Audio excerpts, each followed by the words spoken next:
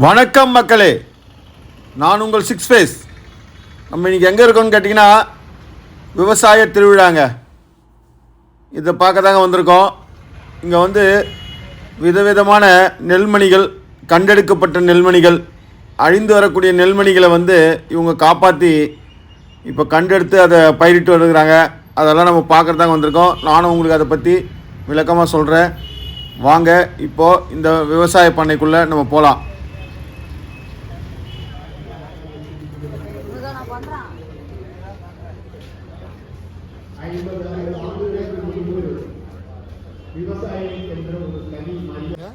இயற்கையான துணிகள் காட்டன், பருத்தி, பட்டு, உள்ளன், ஜூட்டு, அது மாதிரி இயற்கையான துணிகள் மீது இயற்கையாக போடுற சாயங்கள்.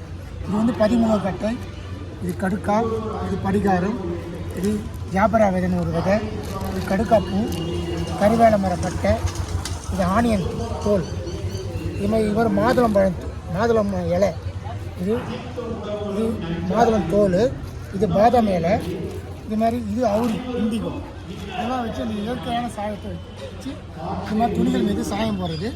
இது மாதிரி சாயம் போடும்போது நம்மளுக்கு உடம்புக்கு எந்த கெடுதலும் கிடையாது. இது வந்து காட்டன் துணிகள், இதெல்லாம் பட்டு நூல்கள். இந்த பட்டு துணி மேலே சாயம் போடலாம். இதெல்லாம் இயற்கையான சாயம், மனிதனுக்கு உடலுக்கு தீங்கு இல்லை. நல்ல இயற்கையான பொருளாக இருக்கிறத நம்ம நல்லா யூஸ் பண்ணலாம். கெமிக்கலே இல்லாத இயற்கையான சாயம், இயற்கையான துணிகள் மீது சாயம் போடலாம். இது வேணும்னா எங்கே வந்து வாங்கலாம்? இது வேணும்னா எங்கே வந்து வாங்கிக்கலாம்? இதெல்லாமே பாரிஸ் நாட்டு மருந்து கடையில், எல்லா கடையிலையும் கிடைக்கும் உங்களுக்கு. நவரைன்ற ரகங்க. இது 120 நாள் பயிருங்க. இது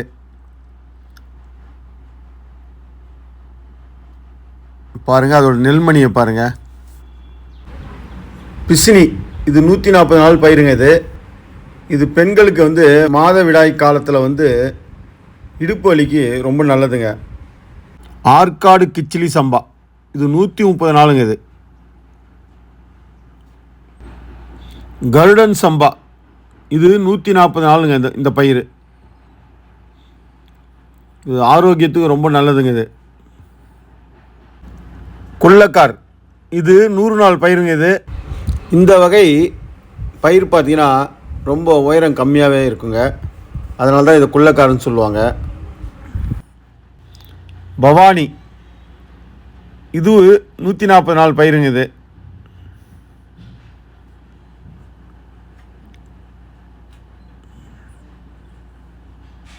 காட்டு யானம், இந்த பயிர் வந்து ரொம்ப முக்கியமான பயிருங்க. சர்க்கரை வியாதிக்கும் புற்றுநோய்க்கும் ஒரு சிறந்த மருந்துங்க. இது பார்த்திங்கன்னா மடுமுழுங்கிங்க. இது 130 நாள் இந்த பயிரோட அளவுங்க. பாருங்கள், ரொம்ப அருமையாக இருக்கும். கந்தசாலா, 140 நாள் பயிருங்க. இது அருமையான நெல்லுங்க. பாருங்கள், நெல்மணி எப்படி இருக்குது பாருங்கள். இது மாப்பிள்ளை சம்பா, பேருக்கு ஏற்ற மாதிரியே இதில்ங்க நரம்பு உடல் வலுப்புறுங்க. இதில் ஆண்மை கூடும், சர்க்கரை நோயை கட்டுக்குள்ளே வச்சுருக்குங்க. இதை பாருங்கள், இதோட நெல்மணி பாருங்கள் எவ்வளோ அழகாக இருக்குது. சொர்ண மசூரிங்க, இது 120 நாள் பயிருங்க. இதோட நெல்மணி பாருங்கள்.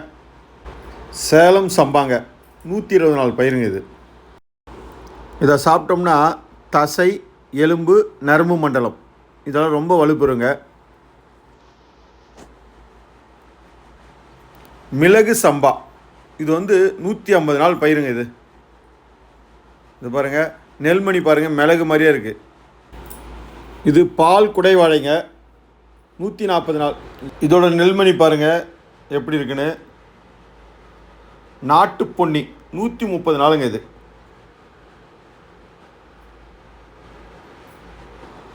தூய மல்லி, 140 நாள் பயிருங்க. இது உள் உறுப்புகளை தூய்மைப்படுத்துங்க. இலுப்பம்பூ சம்பாங்க. இது வந்து பார்த்திங்கன்னா அதை பாருங்கள், நெல்மணியை பாருங்கள். ரத்னசாலி, 140 நாள் பயிருங்க.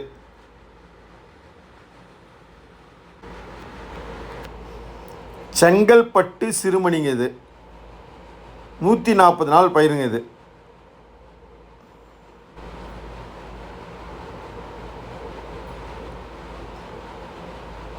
சித்த சன்னா 140 நாள் பயிருங்க இது. மஞ்சள் பொன்னி 120 நாள் பயிருங்க இது.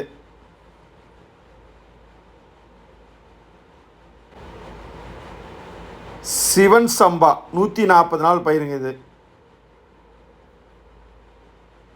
சீரக சம்பாங்க 145 நாள் பயிருங்க இது.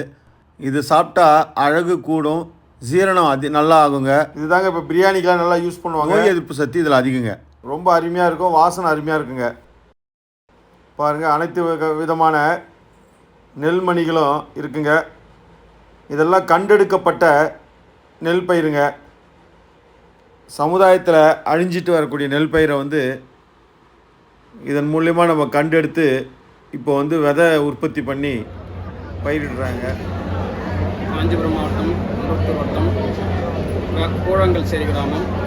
எங்கள் அப்பா காலத்திலேருந்து பாரம்பரிய நெல் வகைகள், இந்த பகுதி நெல் வகைகள் வைகுண்டா, வாடஞ்சம்பா, பிசினி, கப்பக்கார், கார், மடுமொழிங்கி, இது போன்ற வைகுண்டா, வாடஞ்சம்பா போன்ற ரகங்களை நிறையா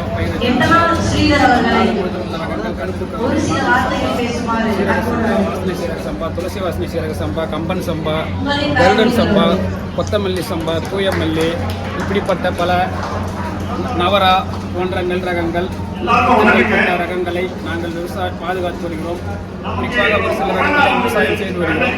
ஒரு சில ரகங்களை விதை உற்பத்திக்காக வேண்டிய விவசாயம் செய்து வருகிறோம். தேவைப்படுபவர்கள் இந்த ஒரு நெல் ரகத்திலும் ஒரு இயற்கை மருத்துவ குணங்கள் உண்டு. இது அதிகாரப்பூர்வமாக இப்போ ஆராய்ச்சிப்படி எல்லாமே நிரூபிக்கப்பட்டிருக்கிறார்கள். அதிகாரிகளும் அரசும் இதை ஒத்துக்கொள்கிறது. இயற்கை விவசாயம் தான் பண்ண சொல்கிறாங்க. நோயின்றி வாழ்வதற்கு இயற்கை விவசாயமே நன்று. அதனால் ஆகையினால் முடிந்த வரையில் இயற்கை விவசாயத்தை செய்யுங்கள். தங்கள் பிள்ளைகளுக்கும் தங்களும் இயற்கை விவசாயத்தில் விளைவிக்கப்பட்ட பாரம்பரிய நெல் அரிசி வகைகளை வாங்கி உட்கொள்ள கொடுங்கள். இது ஆரோக்கியத்தை தரும். ஆகையினால் இயற்கை விவசாயத்தை கடைபிடிப்போம்.